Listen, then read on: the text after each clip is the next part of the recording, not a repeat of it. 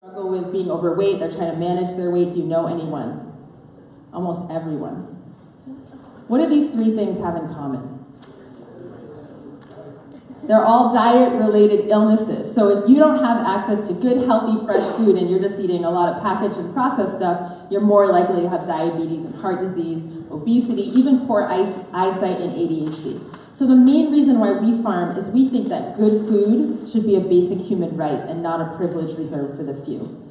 So at Soulfire, Tyler, feel free to go through the pictures. So at Soulfire, we are harvesting 5 acres of healthy vegetables and herbs and fruits and packing them into boxes and bringing them to Albany and Troy to low-income people who pay whatever they can afford for the food. They get it right to their doorstep. They can pay with food stamps, whatever they need. That's the number one reason why we farm. Who can echo that back to me? What's the number one reason why we farm? To give people the access to good food if they live in low-income neighborhoods where they can't get access to good food. Perfect. So the number 2 reason why we farm might also connect to you. Can you raise your hand if you have a cell phone or some kind of electronic device and you value it? I'm not going to lie, I do. Okay. Raise your hand if there is a human being that you love on this planet who you value. Okay, good. Don't, hopefully everybody. And finally, raise your hand if you enjoy having clean water to drink. Or water mixed with a, flavored powder. Okay, awesome. So this is a little more obscure, but these 3 things also have a lot in common. Any idea what? Nishima? They all come from the earth, exactly. They all come from the earth, right? The water cycle cleans our water. We're made of the things that we eat, and even our cell phones are mined from minerals. So if something that we value, all these things that we value come from the earth, how should we treat the earth?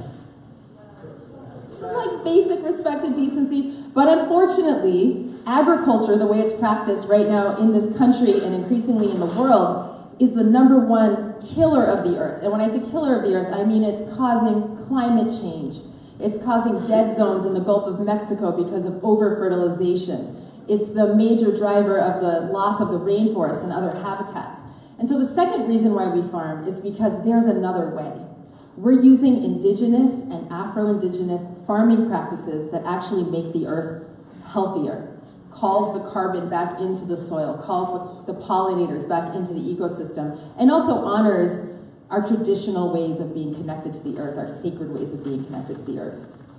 So that's the second reason. Who can echo that reason back? Why are we farming? To make the earth better. Yes, because we respect the earth. And the third reason, and this gets a little bit sometimes challenging and emotional, has to do with how we treat the people who grow our food. Does anyone have, raise your hand if you have ancestors who were ever stolen from their land. Okay. Raise your hand if you have family members or ancestors who ever had to work for less than minimum wage in the food system. So unfortunately, the situation we're at right now in this country is the people who grow our food, about 85% of those folks are Latinx or Hispanic. And most are making less than minimum wage and don't have fair labor protections. There's a lot of child labor and sexual abuse and wage theft and all kinds of really bad things happening to farm workers. And at the same time, the land is being increasingly taken and concentrated in the hands of a few.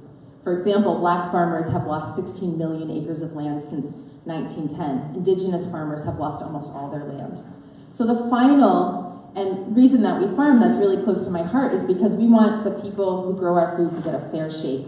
We want all the farmers and farm workers to have access to land and dignity and good wages and healthy working conditions. And so what we do is we run a ton of training programs for Black, Brown, Latinx farmers, Indigenous farmers, and we provide those farmers with land, money, mentorship, and political advocacy. We travel all around the country trying to change the laws so that farmers and farm workers get a fair shake. And we've been doing this for a while, and people have been asking us, hey, can you write down how you do it? Because we want more places like Soulfire. So Farming While Black is what I call the love letter from us to the community and to the earth.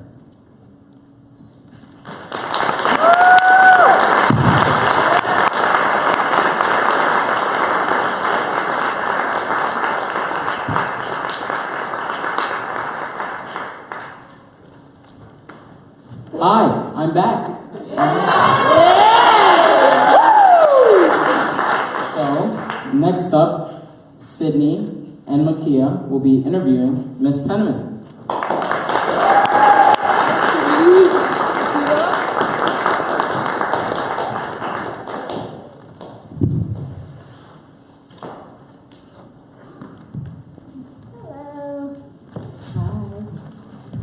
So, you have been farming for a while and impacted lots of people. When did you feel most accomplished? You know, it's a really good question, when I felt most accomplished. And I think it was probably a moment a couple years back when this farmer named Keisha Cameron, she came to one of our training programs from Atlanta, Georgia, and she was ready to quit. She was so discouraged. Because the South, there's still a lot of overt racism, and so she had her neighbors, she's a black woman, and a lot of her neighbors were stealing her hogs and poisoning her supplies and just being really hateful towards her. And she said, I just can't do it anymore. And when she came up to our program and got connected with our community, she found a new strength to carry on and was able to not only continue farming, but she created a organic farm training program in Georgia that's modeled after ours, and so it was getting like the love and the message and the support out to more farmers like her. So that was a great moment. You mentioned food deserts quite a lot in the book. You have helped a lot of farmers who reside in an area considered the food desert. How many towns or villages have you helped so far, and any special memories that you want to get to? So let's break down this idea of food desert for a minute. This is a government term for a neighborhood where there aren't grocery stores and there's a lot of poor folks. We actually more often use the term food apartheid, because apartheid is a human-created system of segregation, and that's why we have neighborhoods that don't have good food. It's not natural like a desert. So the main thing that we do is we provide food for people. We have something called Solidarity Shares, where a neighbor can actually buy vegetables for someone who just moved in from another country, a refugee or immigrant, so that they can have healthy food. And we support around 400 people a year through this program, and probably more by extension, because we train other farms how to do that while still making money, which is very important for farmers. You work with the youth to help liberate them from the criminal system. What was your first encounter when meeting one of the students? In what ways do you want to see the youth provide contributions to the land? So this program came out of one of the members of our farm, is a lawyer in Albany, and was noticing that a lot of youth were getting arrested for things they didn't really even do. But the problem is that if you're not rich, you can't afford an attorney, and the public defenders often encourage you to cop a plea. That means plead guilty regardless of guilt or innocence. Then you have a record, and it's kind of all downhill from there. So she said, we have to do something about this. So we ended up working together and creating a pilot program that we had to get actually a law passed with Albany County called Project Growth. And it allowed the judge to do an alternative sentence. So if a youth was picked up as a first-time offender, they could come to our farm and do a 50-hour job and leadership training and get their record wiped clean. So we had 15 people go through this program in 3 groups of 5. And I remember one particular young person who was kind of getting in trouble and not doing great in the program, and then didn't come one day. But we really wanted him to finish because we didn't want him to get locked up in juvenile or anything. And my son Emmett was little at the time, and he had built a strong bond with this child. And he called the child and said, in tears, like, you told me I was like your little brother, and you told me you were gonna come back to the farm and we were gonna do bow and arrows, and you really let me down. And so this young man came back to and finished the program because he really felt a connection with Emmett and felt an obligation to be like a big brother to him. So we were happy to say that everyone graduated.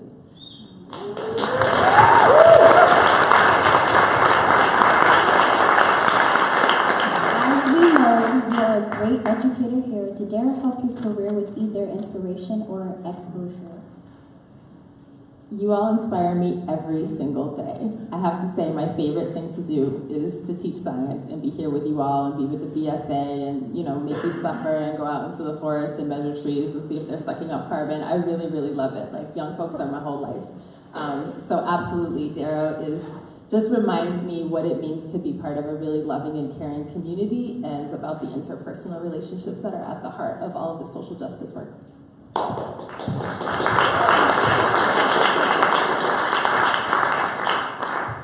What accommodations did you have to make from managing home life to taking on farm life? Was it a struggle for you, or was it something that came naturally?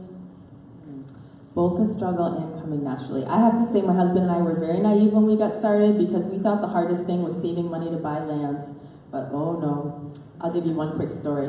So we spent all our money on the land, so we couldn't afford an excavator to dig the foundation for our house. And Grafton is heavy clay and rocks, so we dug the foundation with pickaxes and shovels. But we apparently did not pay good attention in middle school science to a concept called magnetic declination. What that means is that if you want to build a house that's solar, it has to face south. But the south on your compass is not actually real south. It's about 13 degrees off because of magnetic declination. We didn't realize that till we had dug the whole foundation by hand over 4 months. So we were in the hole crying with bleeding calluses, looking at each other like, do you want to quit? No way. Do you want to quit? No way. So we had to redig the foundation 13 degrees to the side.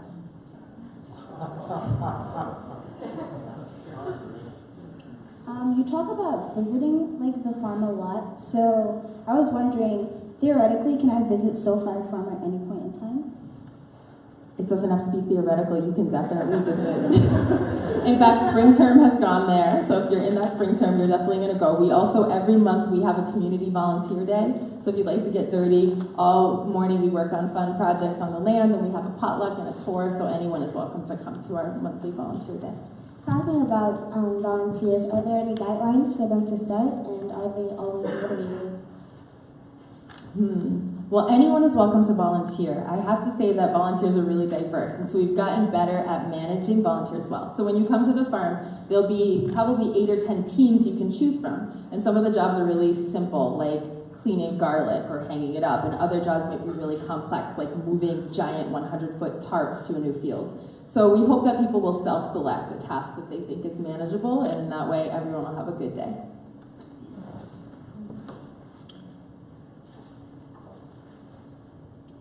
How and why did you choose the name Soulfire Farm, and what was the process like when you first started the farm to get the word out about it? Well, we actually had a naming contest for Soulfire Farm, but none of the names were good. So we didn't pick any of them. And I was getting really impatient because you can't really start a business without a name. So we were just like, let's just listen to some music. We put on reggae. And there is a Lee Scratch Perry song called Soulfire. And my husband looks at me and he's like, that's it, Soulfire Farm. Because we got the soul, and we have the passion, we have the fire. And it turns out that people like the name. So. When you envision success, what does it look like to you in terms of the book?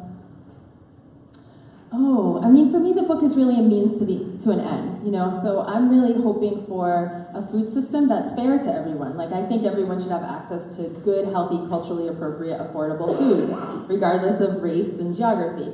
I really believe that we should share the land, so the folks who've had their land stolen from them, like indigenous folks, black folks, and other people, should get some of that land back.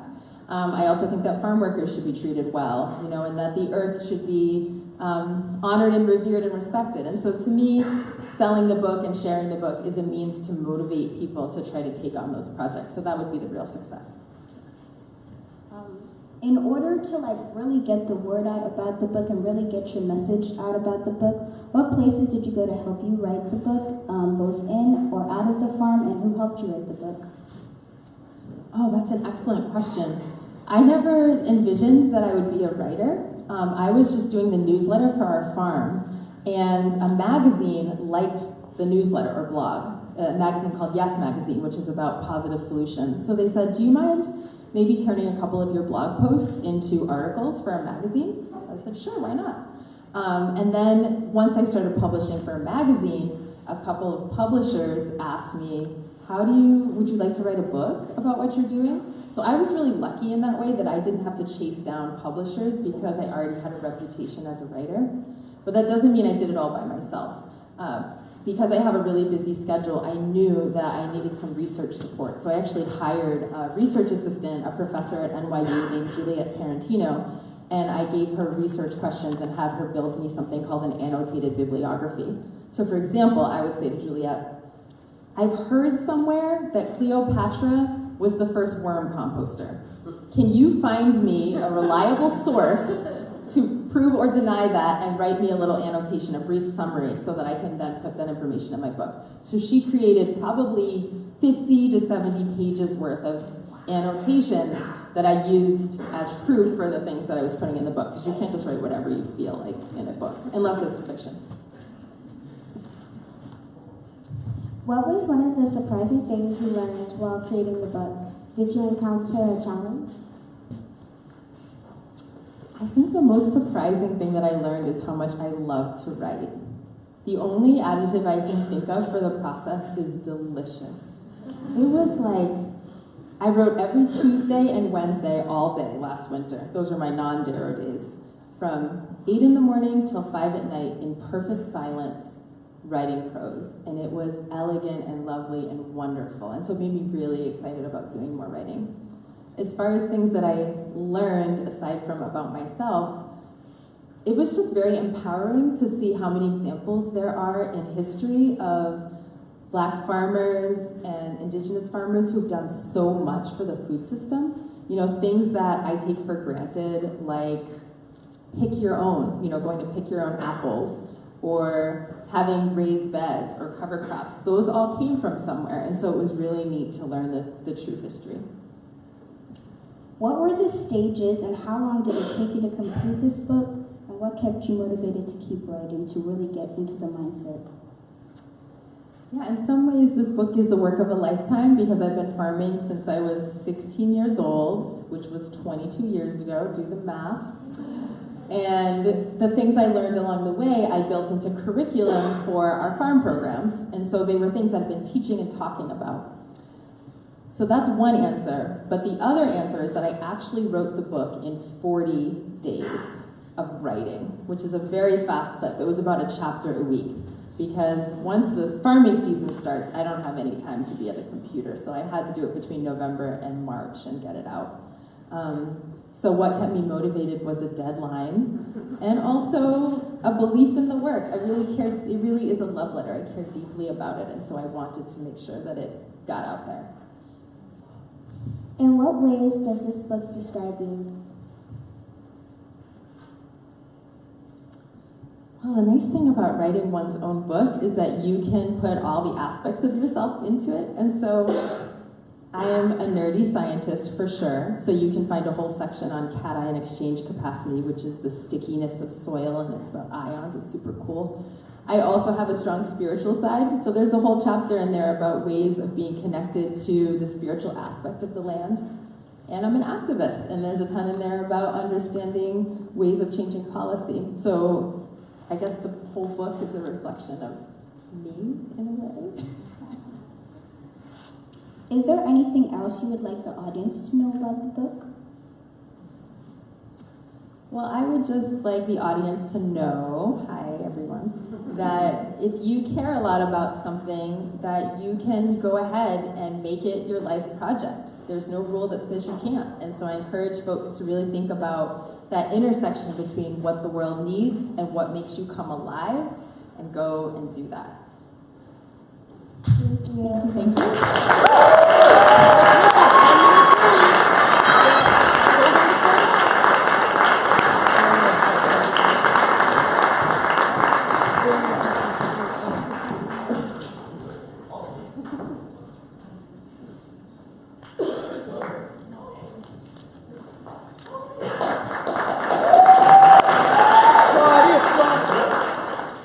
Next up, we have an audience Q&A. As you see, there is a mic stand on the right, a mic stand on the left, and then someone will go around with a cordless mic. So please keep your hands raised if you have any questions. Thank you.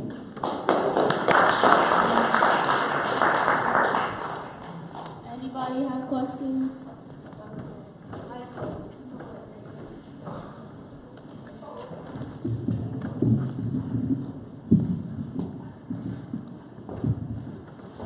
Hi. Are you gonna possibly write another book? You know, that's kind of like asking a mother who just gave birth if she's going to have another child. But I will say that a literary agent just contacted me last week, and I was like, just give me a couple years. I will definitely write another book. Just give me a couple years.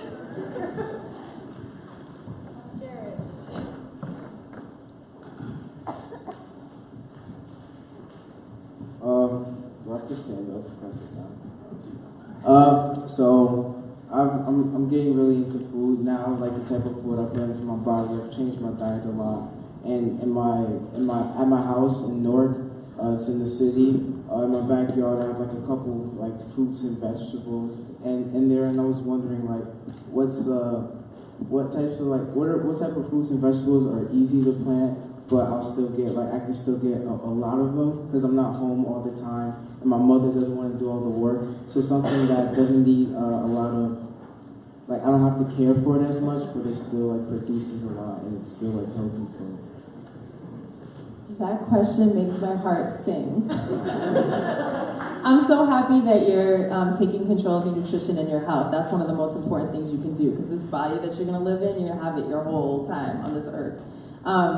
Two answers. The probably lowest maintenance thing that also is super healthy is garlic, because you plant it one time in the fall, you mulch it well, and you don't have to do anything till you harvest it. The other answer is to get them in a small space, like the most nutrition in a small space. Is something that we call in Puerto Rico la mixta, which is essentially a mix of like lettuces, mustard greens, and herbs that you just broadcast seeds. It's like salad mix. But you can cut that down every 3 to 4 weeks, and it just keeps growing for like 3 or 4 cuttings, and that gives you so much nutrients, and so I would recommend la mixta too.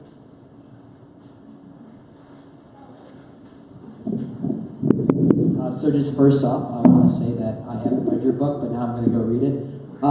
My question being, so what I got is that you talked about similar programs, I guess, across America that follow Soulfire Farm's intentions. Do you want the brand Soulfire Farm to expand from the Troy, Albany area, or do you think it's special being this one farm in this area? That's such an insightful question, and we talked a lot about that with our board of directors, and we've decided we don't actually want a franchise. We're not interested in a Soulfire Farm empire. We think of us more like mycelium. So I don't know if you all know, but trees talk to each other. So trees like send messages and sugars to each other through these fungal networks. And in that way, we think of ourselves as sharing resources with other comrades, so to speak, in the forest, and everyone builds their own homegrown solution that can be inspired by and fortified by Soulfire, but it's not like a replication or a franchise. And so that's more of our model. We think of growing out rather than up. And I just have another little quick question. What's your favorite food that you grow? Oh, strawberries. Any more questions?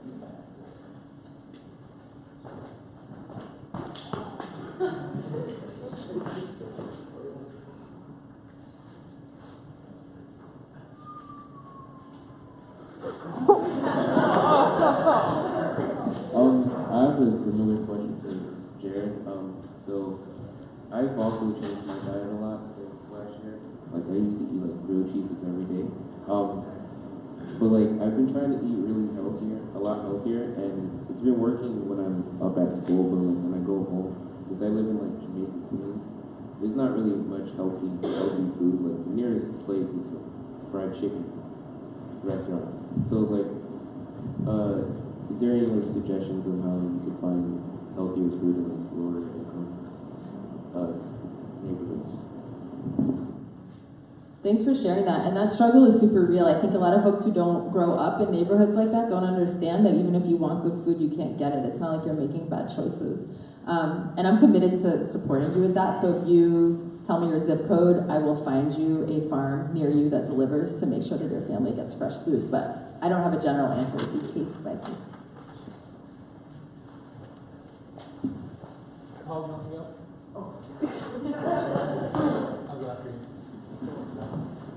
Personally, I live in a suburban area, but I'm actually planning on moving to a more rural area in the future. And while my father does a farm, it's not something that I have had the pleasure of doing. Are there any opportunities that Darrow students could take to visit or volunteer at Soulfire Farm to help, at least for myself, get those like skills and experiences? Yeah, we'd love to have you. So I mentioned the monthly volunteer days. We also have workshops, week-long trainings, and even jobs. And if not at Soulfire, there's a lot of other farms in the area that hire for the summer. And so for folks who stay in the area, we can help hook you up with a job if you're interested in learning those skills. many of these systems that you're talking about are just really huge systems, and I just want to say it's impressive that you have the courage to take on so many big systems. I'm curious to know, oftentimes when I am confronted with something like this, it just feels so big and overwhelming I don't know where to start. Can you suggest 2 or 3 little small habits or attitudes that we could all kind of quickly, easily grab onto to get ourselves moving forward? That's such a great question. There's a teaching in the Talmud, in the Jewish Torah, essentially, that says, while we are not obligated to complete the task, neither are we free to desist from it. And I think about that a lot because it's easy to get overwhelmed with huge issues like climate change or racism or mass incarceration and just say, I'm not going to do anything. If you go to our website, soulfirefarm.org/takeaction, we actually have this whole platform of things you can do that's really long. I would say a couple things that maybe all of us can access. One would be ethical purchasing. So when we make our food choices, to pay attention to how those farmers or companies are treating the earth, as well as the workers. There's something called Food Justice Certified, which is a certification about how you treat your workers. And we could even, as Darrow, consider, sourcing some food that's certified in that way. And a second thing would be, what Paul was starting to talk about is getting involved with your local farm and food economy, whether that's volunteering or even just learning about what's going on, because one of the things that leads to harm is disconnection. If we don't even know where our food comes from, it's really easy to then ignore the consequences. So I would say get involved in your local food system.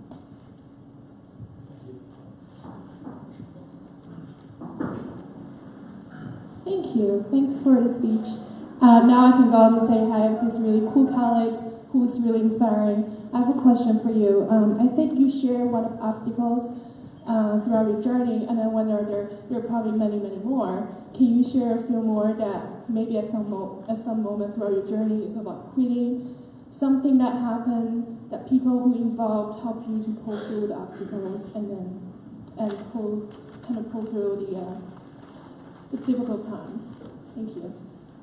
I appreciate that so much because a lot of times, I know when I look at an author or a speaker, sometimes I think, oh, their life is just roses and it seems so easy and they must be a magical person or something, but we're all humans. We're all capable of doing great things and we're also capable of experiencing great suffering. And in honesty, I think about quitting every single season.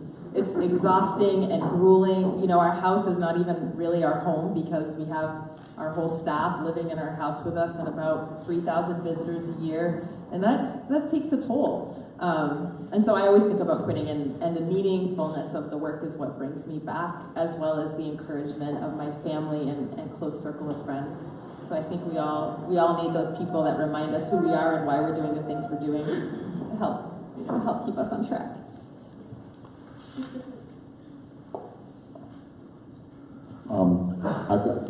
Hi, Leah.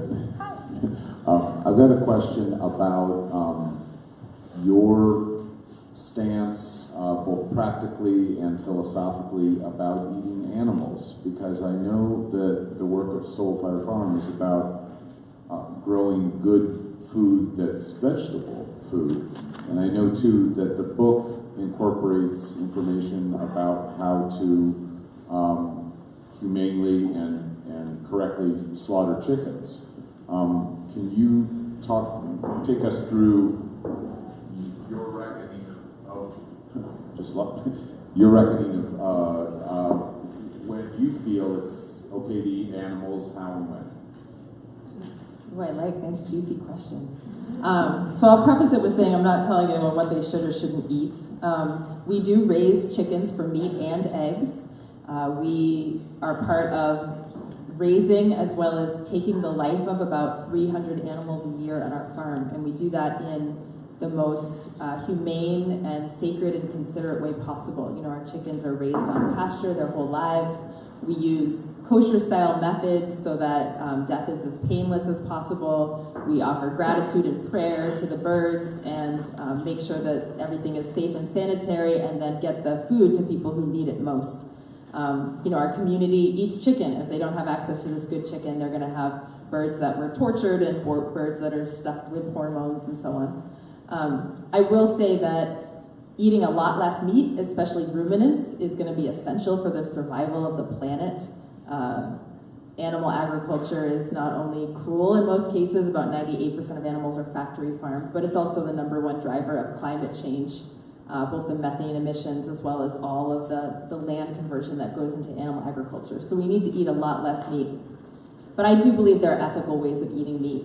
Pasture raised is one of them. I also really lean into my indigenous elders from the Wampanoag, the Nipmuc, the Mohican communities who harvest salmon and trout and deer and moose and have a relationship of reciprocity with these wild animals that are native to the land.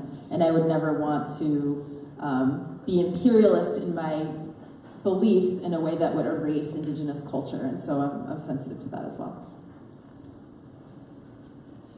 Hey, I'm Mark. I live down the road on Chair Factory, and I'm pretty excited about what y'all been doing, specifically with Soulfire. I haven't fully read the book yet, Brent has it, but it's out there. But one thing I think is kind of interesting is this way that Soulfire sort of like reconciles a certain historical narrative where after the 60s and 70s, there's a break, and Back to the Land movement kind of gives us the origin of like the organic foods movement and blah, blah, blah, at least like our modern conception of that. But then leaves behind all these different social movements that were happening, and I think it's interesting that y'all are beginning, actually like talking about that as part of your project. I was kind of curious, because someone mentioned this thing about franchising, and you sort of know what happened to franchise, and this other gentleman was talking about living in Jamaica, Queens, and like there's just no food that's like worth a shit or whatever, pardon my French. So I'm thinking about like an organization, like are y'all in contact with organizations like, for example, Cooperation Jackson, and their kind of like concept of like these urban farms, in a way that also I think takes very seriously the stakes of radical forms of agriculture in this time, like in a particular epoch, in a particular structural organization of racism, etc. Sort of a question. I'm not sure I totally got the question there, but yes, we rock with Cooperation Jackson and other urban farm projects all around the country, and we support each other, and we also maintain our own, autonomy and local governance.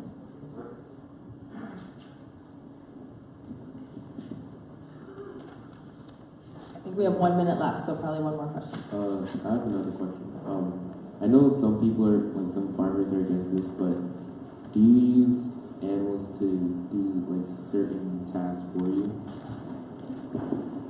We don't, but my husband actually learned to farm at this incredible biodynamic farm in Northern California called Covelo, and they do only horse-drawn. They don't use any tractors, and I have a lot of respect for that. The Abode Farm right down the street also does horse-drawn.